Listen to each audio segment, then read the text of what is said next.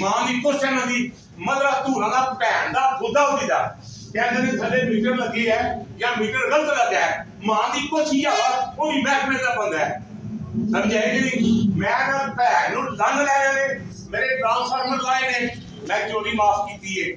ਮੇਰਾ ਉਹਨਾਂ ਨੇ ਸਿਰਫ ਬਿੱਲ ਸਾਲ ਦਾ ਕੜਿਆ ਮੈਂ ਬਿੱਲ ਤਾਰਿਆ ਉਹਨੂੰ ਭੁੱਟਾ ਨੂੰ ਕਹਿੰਦਾ ਤੇਰੀ ਭੈਣ ਨੂੰ ਸ਼ਾਮ ਮੈਂ ਤੈਨੂੰ ਉੱਥੇ ਪੁੱਛਣ ਲੱਗਾ ਕਰ ਤੂੰ ਫੋਨ ਇਹਨਾਂ ਦੀ ਮਾਂ ਦੀ ਕੁਛ ਮਰਾਂ ਦੇ ਰਾਤ ਤੱਕ ਸਾਡੀ ਬੀਜੀ ਨਾਲ ਚਲਾਉਣ ਤੇ ਸਮਝਿਆ ਭੈਣ ਦੀ ਕੁਛ ਨਾ ਦੀ ਸਮਝਿਆ ਕਿ ਨਹੀਂ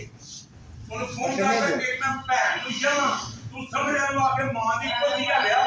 ਭੈਣ ਨੂੰ ਨੰਦ ਲੈਣਾ ਜੇ ਭੈਣ ਨੂੰ ਸਮਝਿਆ ਕਿਹੜਾ ਸੀ ਜਾਂ